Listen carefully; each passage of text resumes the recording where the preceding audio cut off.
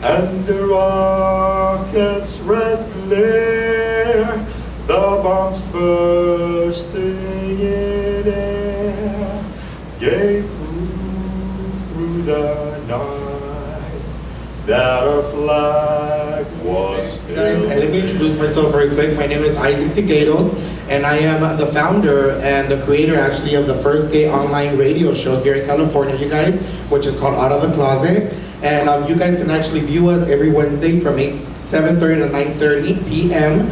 and through bearradio.tv. And we broadcast live from Grass Rail and Hillcrest. So National Coming Out Day was founded by Robert Eatberg and Jean O'Leary on October 11, 1988, in celebration of the second gay march in Washington, D.C. a year earlier. The purpose of the march and the National Coming Out Day is to promote government and public awareness of lesbian, gay, bisexual, and transgender rights, and to celebrate homosexuality. National Coming Out Day is a time to publicly display gay pride. Many choose this day to come out to their parents, friends, co-workers, and themselves. Within some cultures and countries, it can be very dangerous to come out, yet even in a place where the LGBT people and issues are more accepted. Being out is not without risk. Tonight you will hear the personal stories from a group of speakers that will match the recent stories of MSNBC News anchor Thomas Robert, who says he was the first cable news anchor to come out after making an appearance at 2006 National Lesbian and Gay Journalists Associate event. It's about to become the first national cable news anchor married to the same partner. All right, so our first speaker is going to be Beth Solomon Marino. She has her MFA in Exhibition Design and Museum Studies and has been curating and designing shows in the Southern California for the past 11 years. She was just hired 1 month ago as a directorial fellow of the partnership between the Jacob Center, the Southeast San Diego Community, Diamond Community, and the Balboa Park Museum. Please have a round of applause for the one of tonight's major sponsors is making this event possible, Ms. Beth Solomon Marino. Thank you all for coming. As Isaac mentioned, I'm the directorial fellow, and the fellowship that I work for is a partnership between the Southeast San Diego Community, the museums at Balboa Park, and the Jacob Center. And our goal is to have a better understanding, better connection, learn from each other, grow from each other, and really create a lasting relationship so that museums utilize all the wonderful traditions and cultures that are in our community, and our community uses all the wonderful traditions and cultures that are represented in Balboa Park. This exhibition came together about 2 years ago. I volunteered in February of this year, and I knew that there was going to be a job opening, and then I got it a month ago. Come on and design the exhibition and help finish with the curating, and it was fantastic. I hope that you have the opportunity to look around the show. Rites of Passage means so many different things to so many people, and it's the first exhibition of its kind because this combines pieces from our community, pieces from the museums in Balboa Park, and you know, there's a sense that, oh, the museum pieces will be like this, but they're not. I mean, everybody's work and objects are fantastic. Take the opportunity to look around. I have to say, tonight and what we did a couple weeks ago with Bear Radio is all because of Patrick here, who is wonderful and brave to bring his story to our community as his rite of passage. And without him being represented in this exhibition, it wouldn't have given us the opportunity to have a night like this. So we're really, really proud to reach out to the gay, lesbian, transgender, and bisexual community. And I hope you guys all enjoy the evening here. Please let me know if you have any questions about the exhibition. I'm happy to give you a little tour at the end, whatever you'd like. Thank you so much. All right, you guys. So next, you guys, we have our Lieutenant Commander Eric Sarmiento. He started to deal with his coming out issues 17 years ago. Eric grew up with a strong influence of being Catholic, Filipino, and in the military. And he has mentioned that it has been a slow and difficult process for him. Eric is another successful example of how healing how healing National Coming Out Day can be for those that have felt very closeted or oppressed. Eric represents the San Diego Gay Men's Chorus in singing the national anthem. Eric has said that today is an extra special day for him, as this is also his last day of work at the Navy Hospital prior to his official military retirement. Eric has proudly served 24 years honorably in the United States Navy, where he has been deployed 4 times to tour in the Middle East. 2 of the 4 tours were a part of the Iraq Freedom Campaign. Please rise as you are able for the U.S. National Anthem. By the dawn's early light, what so proudly we hail, at the twilight's last gleaming, whose broad stripes and bright stars through the perilous fight, o'er the ramparts we watch, we're so The next person that we have, you guys, is Patrick Ambrosio. Okay, it's honored to have his coming out story as an exhibit here at the Rite of Passage. Patrick also has second Rite of Passage exhibit tied to his involvement with the Philippine American community and the Samahan Philippine Dance Company. The 2 exhibits are just a few examples of Patrick's community activism here in San Diego, as Patrick has lived just a few blocks away from the Jacob Center for the past 8 years. He has noticed the change in the local area as he has been tied to being involved with the Jacob Center Community Park Planning Group, San Diego's Art Commission project with the National Endowment of the Arts, and providing public art for the Market Creek community, and volunteering with the San Diego Area Government Program to improve local transportation to the Market Street Plant area, just to name a few.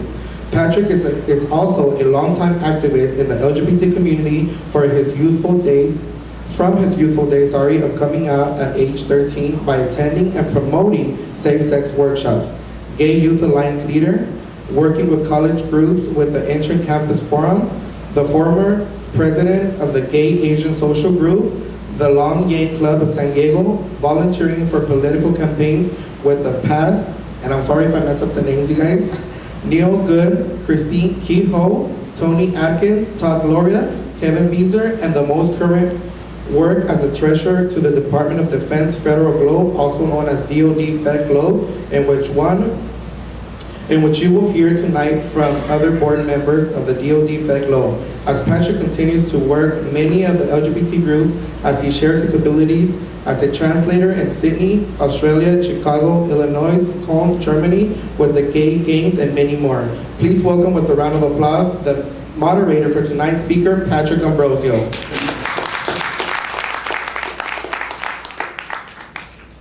Good evening, ladies and gentlemen. Once again, I want to say thank you to all of you for being here tonight, and also a very big thank you to LaFala, Beth from the Jacob Center. They have done a wonderful job in putting this event and making it possible. Please give them a round of applause. One of my main things of coming here tonight is that I have been in the community for a while, and I was working last year in the month of September here at the Jacob Center, putting together an event that was called Rites of Passage. I would not have known if you asked me a year ago that I would be here doing this tonight. This was all a adventure that we were trying to put together in such short notice, but at the same time, to see so many of you that were able to make it, that makes me that much more prouder to be a part of this. My particular exhibits, you'll find them around the corner over here. One of them is the actual TV screen. You're just gonna have to wait until you actually see my face pop up. But that's why you're not gonna hear my coming out story as moderator. I'm actually going to be asking this wonderful panelist group here their coming out stories and how it affects to National Coming Out Day. But if you want to come back and see my story, it is available to your viewing pleasure. Here at the Jacob Center, if you're not able to see it tonight, you can still come to the Jacob Center Tuesday through Friday. And I'm not too sure on the hours on the operations, but I know they close at 7. And then also they're open on Saturdays. They are closed Sunday and Monday. that much I do know. And one of the things that I wanted to say thank you to also the fact that I have not been able to stand here alone without the help of the other community members that are helping putting this together tonight. Tonight I have to thank Pride San Diego, or also San Diego Pride. They are one of the other groups and organizations that help promote this event this evening, and they are one of the focuses that National Coming Out Day is a day that you're finally proud within yourself to come out. So that was one of the focuses of having them involved. And also, once again, a very big thank you to Eric for doing a wonderful rendition of the national anthem. Please, another round of applause for him. With other people's support, and of course Eric representing the San Diego Gay Men's Chorus, is one of the reasons why I'm very fortunate to have worked in the community here in San Diego and also lived in this local community for the last 8 years, but also being involved with so many more organizations. It's because I've been fortunate to have that experience that I've got to be able to meet all these people, and that's why I want to make sure I turn the focus to them. One of the first things that, as moderator, I'm going to then turn over the microphone back to our Master of Ceremonies, to Isaac, and now Isaac can go ahead and introduce the first speaker. Okay, so our first speaker tonight, you guys, is Lisa Cole. Lisa Cole is the current DoD Fed Globe Executive Director, and as she is also its co-founder, that was a key organization of the Don't Ask, Don't Tell movement in San Diego area. The DoD Fed Globe was created as an educational 501c3 that works currently with Lisa's guidance as she makes her disclaimer tonight that she can only speak as a DoD Fed Globe Executive Director. Even though she as represents the Department of Defense for the LGBT Federal Board, Lisa is the winner of the LGBT Nikki Awards, Woman of the Year Award for the LGBT Veteran Association, just to name a few. Lisa is a single mother of 5 children, which 3 are here in the front row. That was part of a landmark United States court decision that was the first child support settlement for a lesbian couple. As a part of Lisa's story, she wants to give a part of her time to allow Kaden Montana a brief introduction of Kaden's involvement with the DoD Fed Globe as a transgender person, as a female to male. It is my pleasure to introduce Ms. Lisa Cole. What's most important is not just a person, it's about society.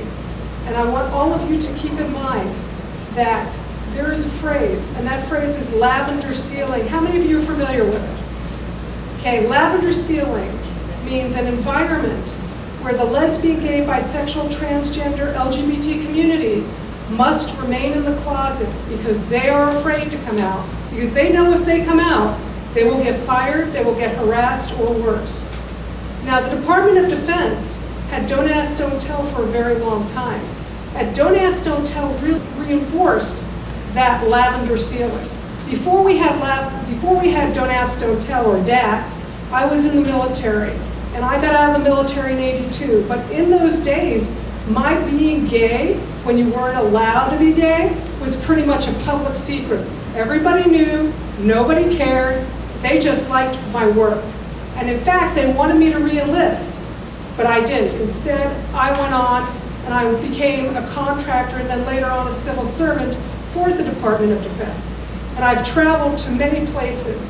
I was one of the first people to be a female program manager for Egypt for an aircraft program. And that was based on the Egyptians asking our embassy for me to take over. The key I want you to remember is it's not just about LGBT, it's about equality in our society. It's about the 14th Amendment. And what we need is not only LGBT, but we need everyone. We need our allies. And most important, we want our allies to come out today in support for equality. Not just the lesbian, gay, bisexual, transgender folks to tell their stories, but if you are an ally and you're not LGBT, be loud, be proud, and demand normal for this community and for all the communities. And that is what we want you to do more than anything else, because that is how we make change. And we need to do it the way Dr. King said to do it. We need to express it with universal love. You cannot make change when fear faces fear and anger becomes anger. That creates destruction. If you want change in this society, You have got to raise the level of love for all in a universal way. So a lot of people feel when something horrible happens, they want to be vindictive. It's a natural reaction, but it's the wrong answer. If you want change, you've got to push for rehabilitation of those people that are prejudiced. And it's not that hard to do. I've worked here with the United African American Ministerial Action Council, and the Center for Social Advocacy has the DoD Fed Globe Lead, and we actually created a way of rehabilitating people that are prejudiced. Because prejudice is not something anybody is born with. It is something that everyone is taught. Everyone. Unless you were raised in a cave, like Romulus and Remus of Rome, you have been taught some sort of illogical prejudice thinking. But the key thing to do is to be taught equality, and all of us can teach it. And we can't teach it with anger. We have to open our arms, and we have to fill them with love and share that with those people that are afraid of us.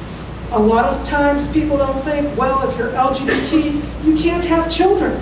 Many of the panelists here, including myself, have children. Those are 3 of my 5 children. I have quadruplets. I have one 21-year-old and 4 19-year-olds. And one of the 19-year-olds, the one in the corner, was one of the top valedictorians in San Diego County when they graduated from high school. Hey. My kids are cool. The thing is, I want everybody, the reason I dedicated some of my time to Caden was, Caden's story is so important. It is important for all of us to open our hearts and minds and not judge. A lot of times people have been taught a lot of things, they're not necessarily true. No matter who we are people, and we need to respect the human dignity of all. So now I'd like Caden to come on.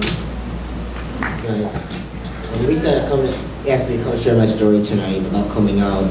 I'm a trans man, and I'm a gay trans man. So in many ways, I come out more than once. For those in the transgender community, we have to come out sometimes on a daily basis, more often than not, weekly basis, monthly basis, for jobs. If we go to apply for a job for a background check, we have to reveal who we were before. And that's not always easy to do. Sometimes people that are just gay and lesbian come out once, and that's it. Everybody knows who they are. For us, it's a different story. And especially being a gay trans man, it throws a whole different spin on the situation, if you can imagine that. I'm also a Marine Corps veteran. I was in the Marine Corps for 13 years. I was discharged in 2005 under Don't Ask, Don't Tell. And it breaks my heart to this day that some of the soldiers that I served with were killed in action, and they weren't able to come out. They weren't able to come out even if they were just hanging out in town with their buddies, because they were afraid at that time that the military would find out and kick them out.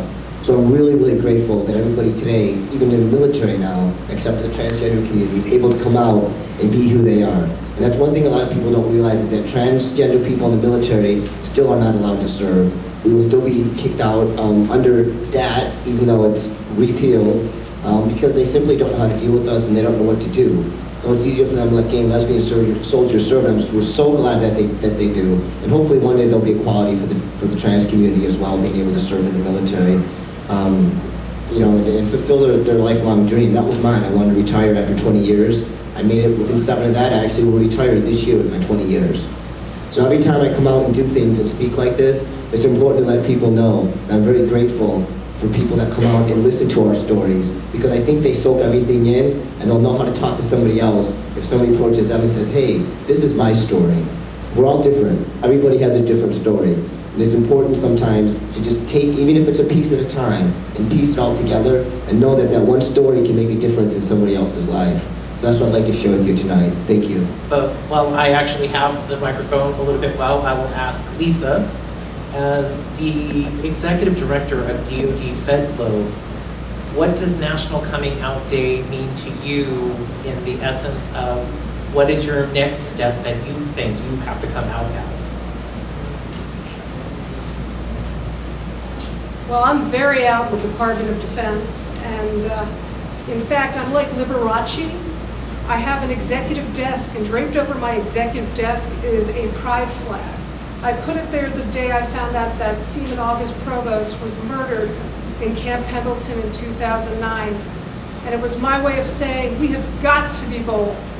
We do not back down. We must demand normal. We've had enough. God bless you. And whenever I'm in a major meeting, I bring up gay. I bring up trans. I bring up bi. I went to a meeting about a year ago, And there were very, very senior folks in leadership, including the most senior military officer in that particular military service. And I brought up the fact that we are not included in diversity. And I considered that completely unacceptable.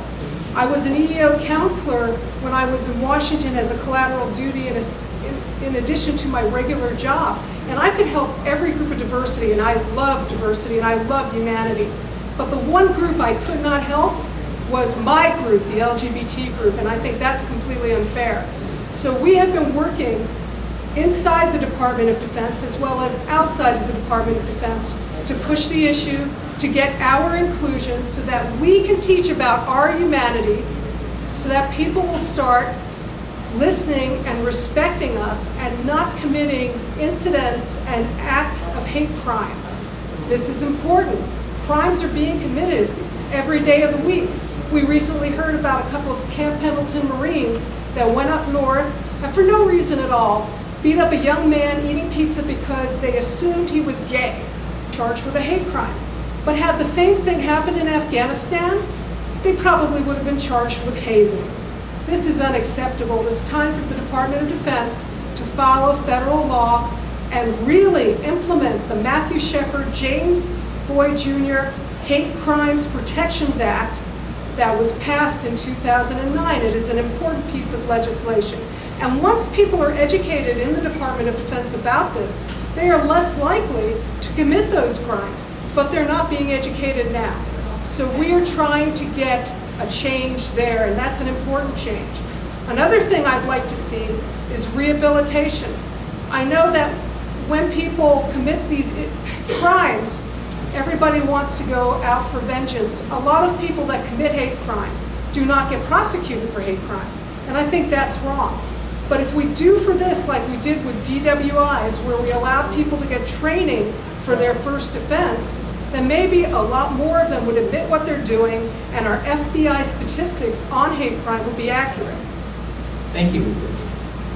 Is there any discussion about including trans people in the Department's Defense registration of Don't Ask, Don't Tell legislator? So I will pass that on to... My name is Autumn Sandine. Is this on? Yes. I am a transgender veteran. I'm one of the ones who handcuffed myself to the White House fence over repeal of Don't Ask, Don't Tell.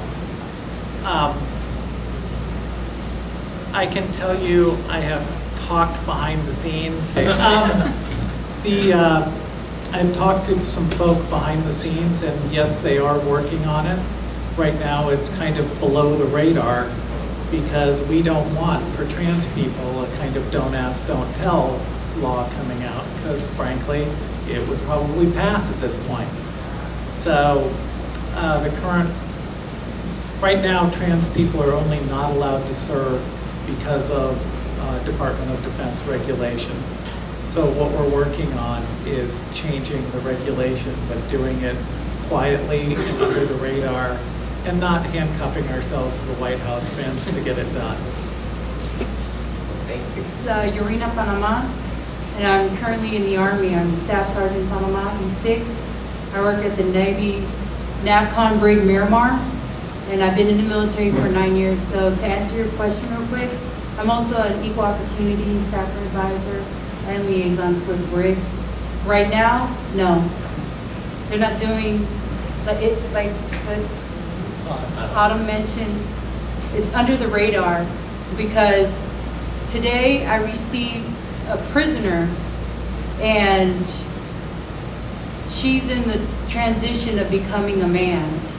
So with being in the military, we deal with very sensitive information, operation security. So in order for her to get that status for clearance on up, she has to identify herself as a female. But she's already started from the waist on up as she got an operation. So it was hard for me to do, excuse my language, it's hard for me to do a strip search because I can see her embarrassment, I can see her frustration, like I am a man. But even though I want to tell her, you can't do that, I'm sorry, but as my position as the Women's Correction Facility, guard, staff member, and counselor, I have to tell her, I'm sorry, you're a female until you leave. Thank you. Hi, everybody. I want you to know that we are educating people inside the Department of Defense. And for any of you like myself that work for the Department of Defense or any of the aligned corporations, it's important to tell the truth. That is our greatest weapon about the transgender community, that they are people too, and that they are intelligent, and they do good work, and they should not be judged. It is not up to any of us to decide who a person is and how they live their lives. It's up to that person, and we need to respect it, and that's what we all need to teach. Okay, you guys. The next speaker, you guys, is going to be Kevin Thomas Taylor, also known as Kevy Kev. He is a native to San Diego. He is one of my co-hosts in Out of the Closet and is currently a member at the San Diego Club Kids. It is my pleasure to introduce Kevy Kev. Hello and good evening, everyone. My name is Kevy Kev, part of the San Diego Club Kids. If you guys don't know what a Club Kid is, I would recommend going to see the movie Party Monster. You can rent it at any of your local movie places. It's basically what we do as Club Kids is we push the envelope with what people think. We always want to kind of make them think bad of us just so we can see what they're thinking. And to clarify that, if you walk into a room and you are a man dressed like a man, you're going to get people that look at you a certain way. And they may look at you with respect. They may look at you, giving you that respect and courtesy because you are a man dressed as a man. However, if I walk into a room, a man dressed as a woman, I'm going to get different looks. And it's going to be disgust, it's going to be shame, it's going to be all of those things. And as Club Kids, what we do is we get out there in the public eye and we kind of make people reflect on themselves.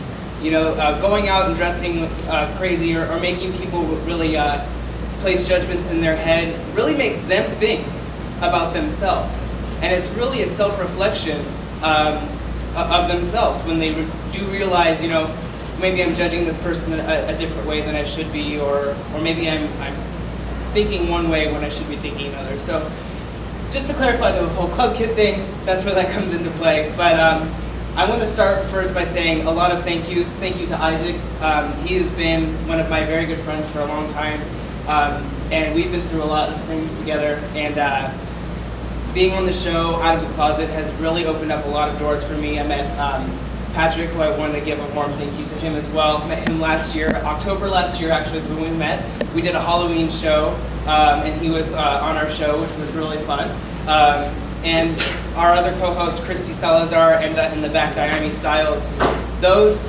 These people right here really are what brought me here tonight, and they are really what keep me going as far as being in the public eye as a gay man. My family right here in the second row, they have been my backbone ever since I was a small child. I really didn't know what gay was when I was little. I really didn't care what gay was. I just knew that people called me gay. And I was like, okay, well, I don't really know what that means, but yeah, okay. So, I really didn't know what it means until I got into adolescence, middle school, and high school, when you really get to know, when you do the sex ed thing, and you kind of figure out, okay, wait, they said man is supposed to be with a woman, but I don't feel that way. I'm supposed to be with a man. Like, that's when the confusion really came into play, and where I kind of questioned my sexuality. During high school, I was with women, with girls, because I felt that was what's going to keep me safe. I did consider myself a bisexual for quite a long time, until I met someone who was spectacular, who really enthralled me, and who made me find out who I really was. And that was one of my first gay partners, first men that I was with. And after doing that, when I was 20 years old, I really grasped the fact that I am a homosexual. This is who I am, and I'm not going to change who I am for anybody to be in anyone's light. So that's really what kind of pushed me to embrace who I was, is having everyone tell me this for all my life, ever since I was little. You're gay, you're gay, you're gay, you're gay, and I didn't even know what it was Until one day I popped up and I was like, oh, I'm gay. This is what this is. This is what people have been telling me my whole life. I like clothes. I like sparkly things. I like fun music. I like, pink. I like purple. Those are things that don't define gay, but they do to someone who isn't. So people who aren't gay kind of take those stereotypes like, okay, if you're a man and you like the color pink, you're gay. Or if you're a man and you wear a dress, you're gay.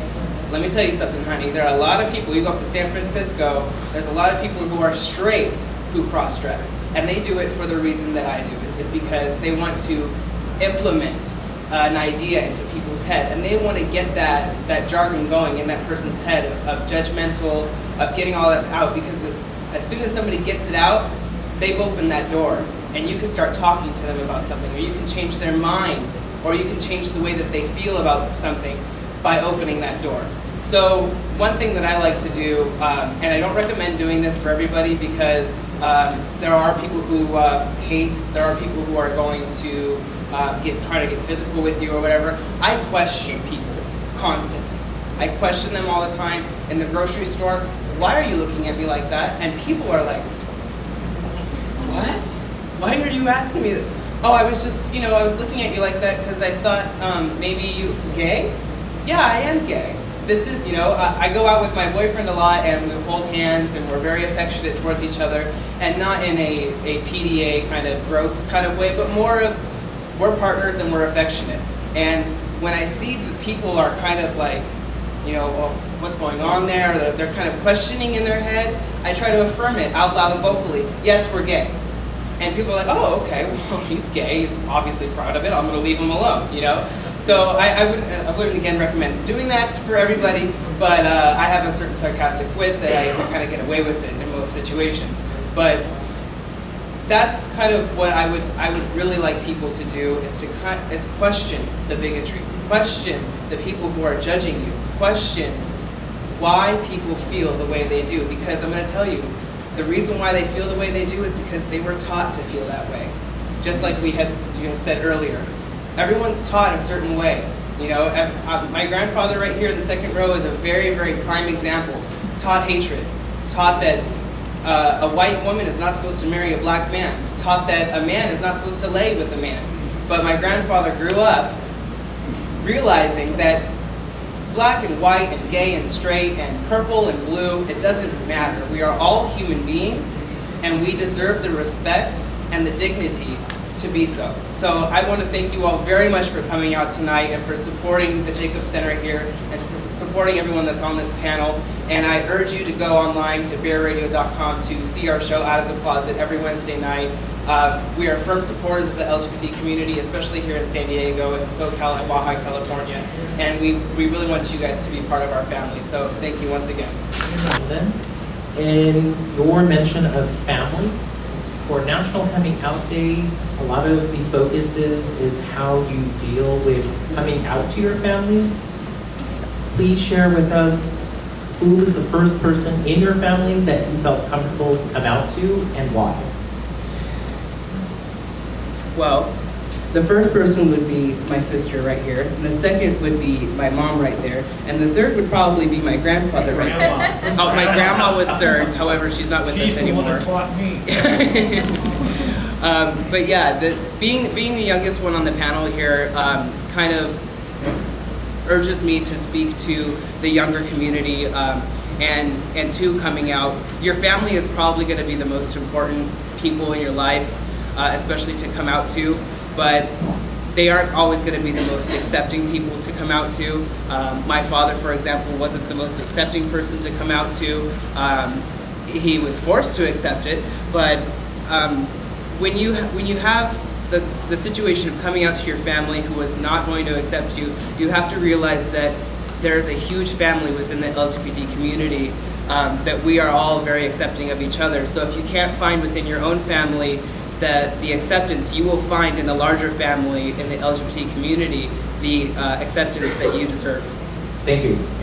All right, our next speaker, you guys, is Ms. Autumn Sandine. Is another transgender chairperson, board member of the DoD Fed Globe.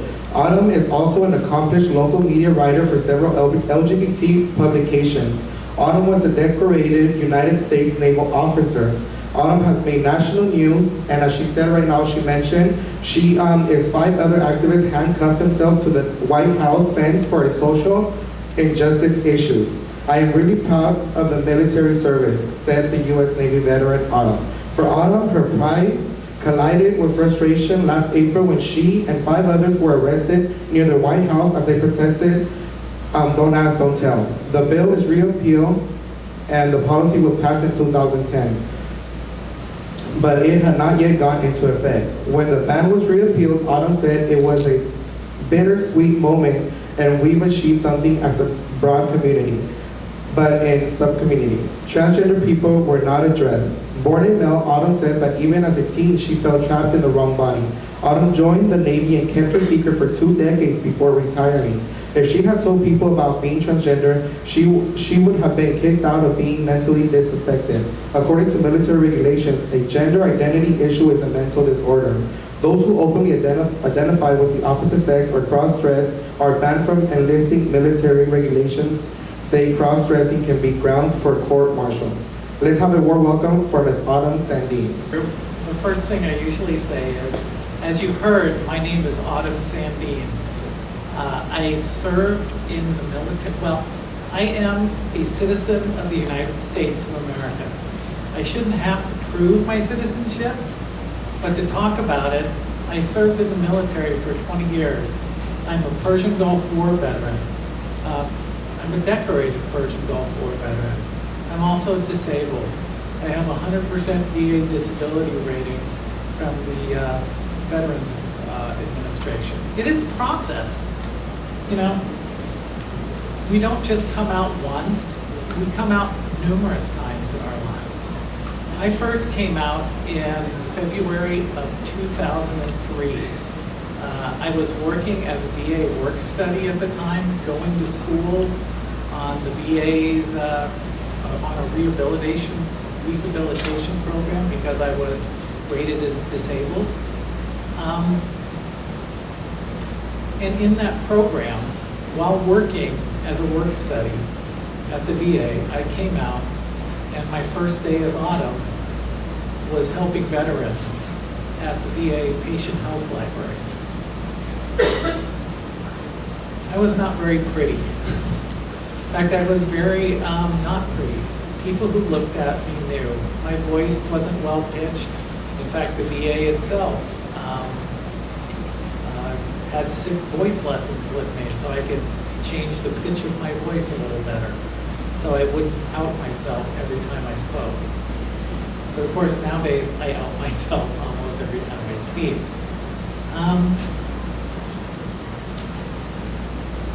I didn't know a single other trans person when I came out. Within 3 months, I went to a support group here called Transpire, which has expired. They no longer exist.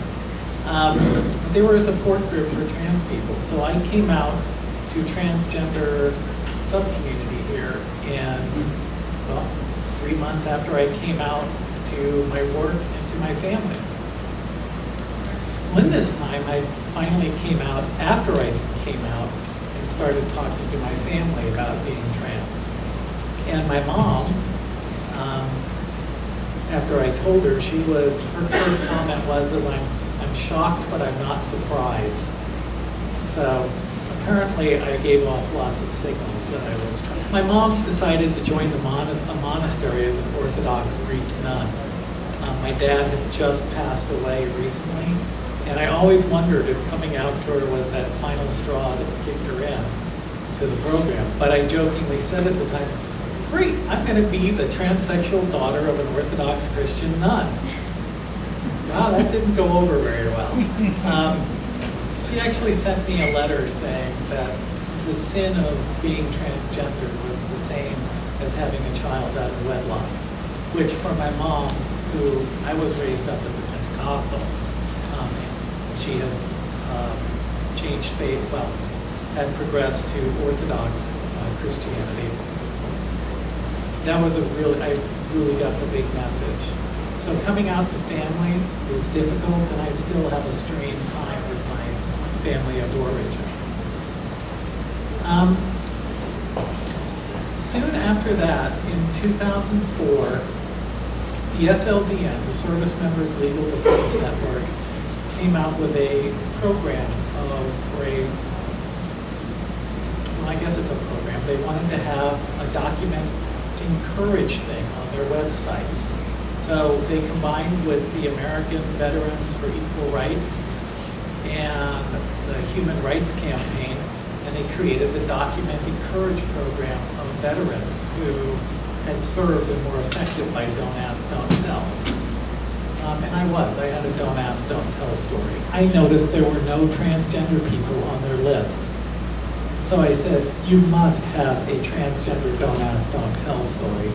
So I told them my story, and it was posted up on their site after a few months. So in 2005, I came out to the LGBT community nationally as being a transgender veteran on the SLDN's and HRC's websites. Soon after that, because I had been through ex-gay therapy in the late 70s, I started writing for the Ex-Gay Watch. So I came out as XX trans. So,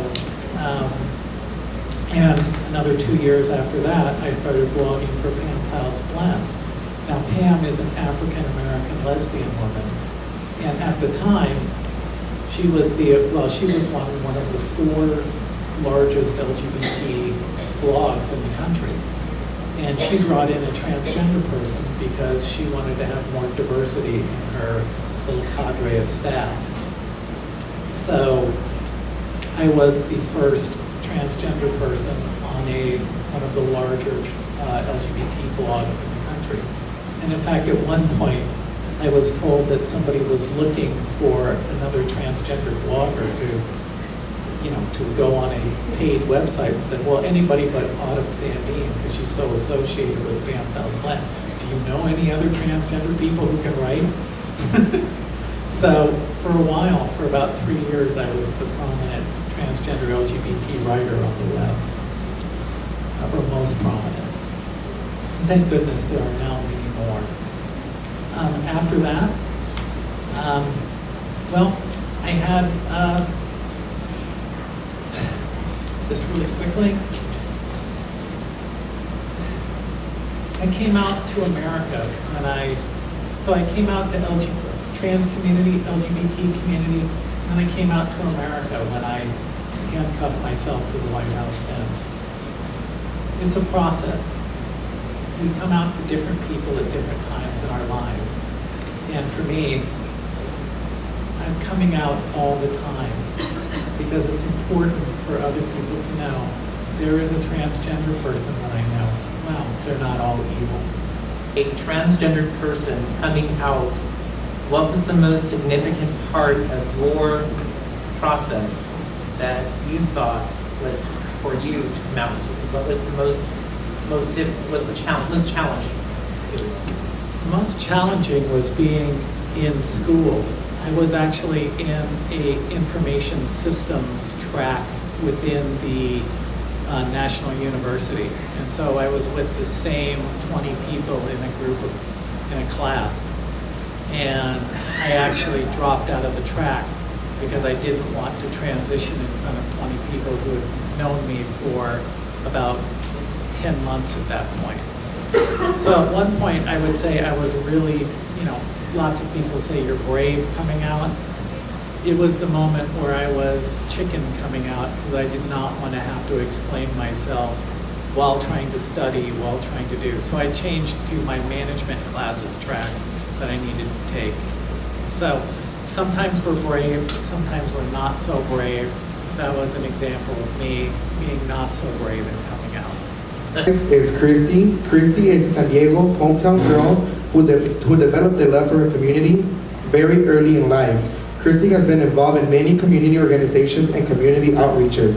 Christy developed an even greater love for her community in her hometown when she became a DJ and an on-air personality for a San Diego radio station. Christy truly believes all her experiences are pieces of her and have helped her shape her into the woman she is.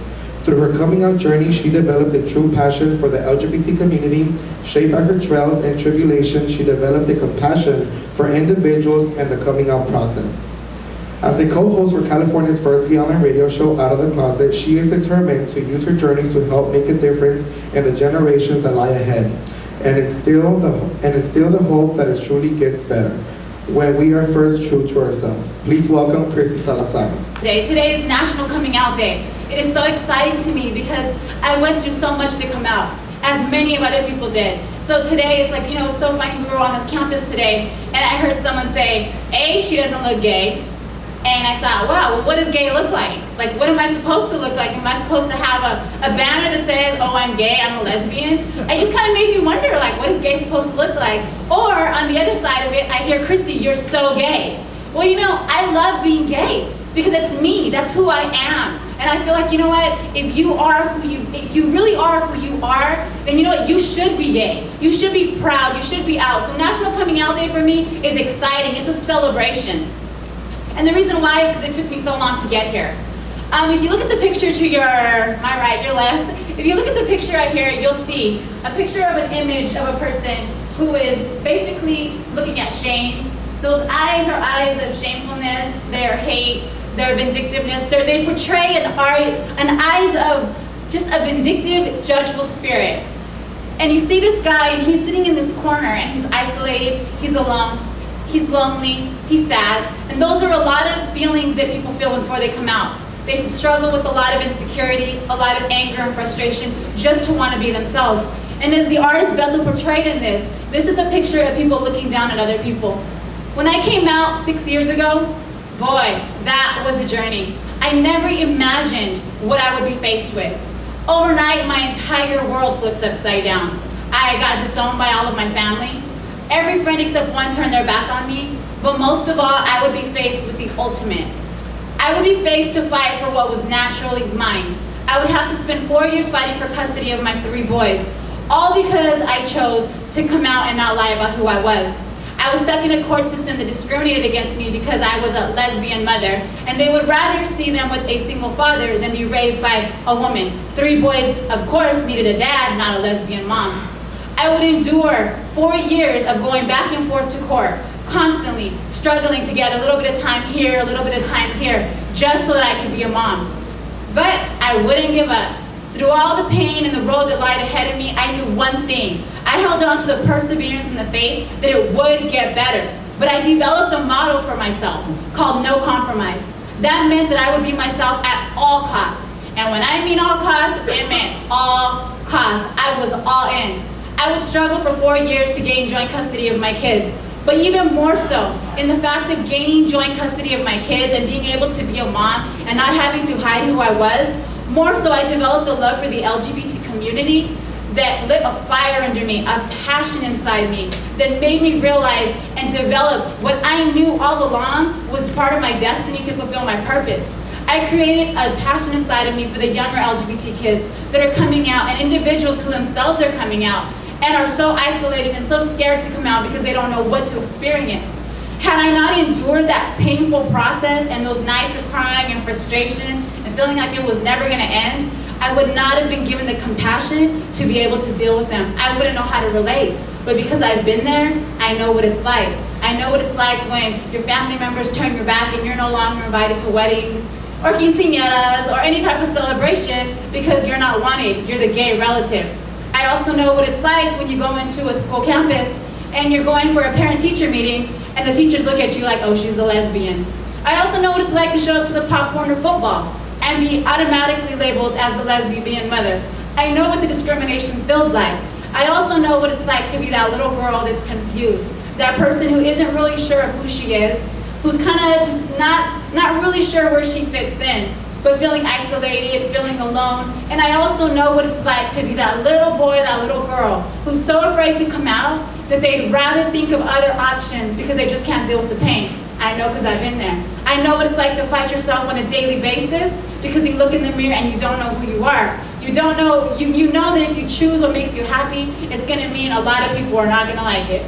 But I also know what it's like to be that little girl that grows up and says, I will stand up for myself at all costs. I will lay it on the line to be who I am. My children deserve to have a mother who is true to herself, who is true to her community, and who's able to live a real life. I would not live a lie. That was my choice. I would not live a lie. And I tell you guys today, for those of you who are out, I stand proud and out with you. For those of you who are in the closet, I hope and I pray that you guys gain strength and courage along the way. And for those of you guys who are straight allies, I am so thankful and grateful that you support us and that you love us unconditionally. Thank you guys so much. National Coming Out Day is also about families coming out and also you coming out. How would you feel as one of the other panel members with children? How would you endure one of your own children coming out to you? You know, I ask myself that question every single day. I ask myself, would I feel any different if one of my boys came to me and told me they were gay? And no, the answer is no. I would love them unconditionally, because the term unconditional love means unconditional. It means beyond sexual orientation. It means beyond gender identity. It means beyond anything you could possibly imagine. Unconditional love means I love you at your best, I love you at your worst. I love you regardless of how you dress like a club kid or if you dress like a woman and you're a man. I love you if you bring a male partner home or you just choose to just be out and about. I love you means I love you. Those are the strongest key words that a parent could tell the child is I love you. I don't love part of you, half of you, or only when you make me happy. I love the entire package. So you know what? I would touch my son and tell him, you know what? I love you. Like, nothing changes. Thank you. Hey guys, our next speaker, okay, and correct you if I'm wrong, okay? Our next speaker is Urena. I said it right? Yeah, Urena Panama. Urena is also very active with the Utopia group, from which we get to see another performance from Felipe that did a great performance at the beginning of tonight's celebration. As the master of ceremony, it is my pleasure to introduce Miss Urena Panama. Hello, I'm Rena, and I'm gay. I've got several stories that I kept pondering on what I would say, how I would say it, but coming out, first of all, my history, my father's he's a pastor, and he's very well known in American Samoa. So that right there, that's one strike right there. And being in the military, I've been in the military going on 9 years, and that's strike 2. So my third strike, I don't know, I'm still batting. But again, I'm in the military, I'm a staff sergeant, United States Army, and I love the military. Now, you know, listening to the panels and there's, I noticed even throughout my life that gay people, transgender, bisexual, trisexual, whatever, we fight. We've been fighting since the day we were born. But at the same time, some people fight violently, like drawing blood. Some people fight politically, you know, handcuffing yourself to the gate. And some people fight internally, like trying to fight and come out this huge closet that society has brought. But my story, I'm gonna try and be rated PG because we have a child in the house. But it goes something like this. Last I heard was you fag, you're a bitch, you're a rug muncher. I was with child. And my partner and I, in St. Louis, Missouri, 1998, we got beat up. I was 7 months pregnant. And all we saw was 2 guys come up to us because we held hands. They came up to us and they beat me so bad that I lost both my child and my first wife. Right there, that made me angry. I never told anybody. I didn't think my parents would ever love me because he's a pastor. I didn't think my family would agree with me because our family were very, very strong in religion. I didn't have anybody. I didn't care. All I wanted to do was die. So to this day, I hated the color pink. I hate it with a passion. But when I met Mary, she's my partner, she helped me like the color pink. So with that, you know, I'm very grateful for her. But going back, ever since then, I was fighting. I kept fighting inside. Why me, God? Why? My wife just died. I just lost my child. What did you do to me? Why? So for a very long time, I kept that with me. And then coming into the military, another situation gone wrong is when I have male soldiers underneath me. Now these male soldiers, all their wives, girlfriends, ex-girlfriends, lovers, females, they would tell my first sergeant, they would tell my first sergeant, I think Private Panama is having sex with my husband. I think Private Panama, you know, she slept with my husband and banged everybody in the barracks. Thank you, but no thanks. And inside of me, I wanted to say, damn it, I'm gay. Maybe I want to be with them. Sorry, babe. You know, maybe I want to, you know, have sex with the females, not the males. But you know, inside of me, I just kept fighting, just kept crawling, gnawing at this don't ask, don't tell.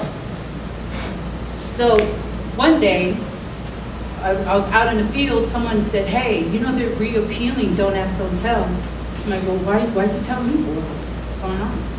Like, did someone tell on me or something? No, Sergeant Panama, we want you to become an equal opportunity because I think you're very strong. I think you're very vocal. I think you have a lot of history that you want to come out. And I'm thinking like, who the hell told me my first line I was gay? Beat their ass. You know? So, but I was like, no, you know, I'll take this. And that is my fight, is becoming an equal opportunity advisor. As soon as the don't ask, don't tell passed, my first sergeant said, hey, Staff Sergeant Panama, teach them. So mainly my job is to teach the military that saying gay isn't right, that saying being gay is okay. So right there, my fight is to teach the military branch as a whole, you know, about gay people. For example, like, yeah, that gay person just made your coffee, sir.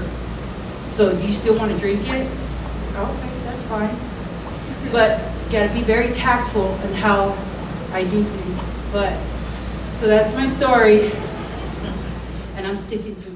Oh, say does that star-spangled banner yet wave o'er the land of the free and the home of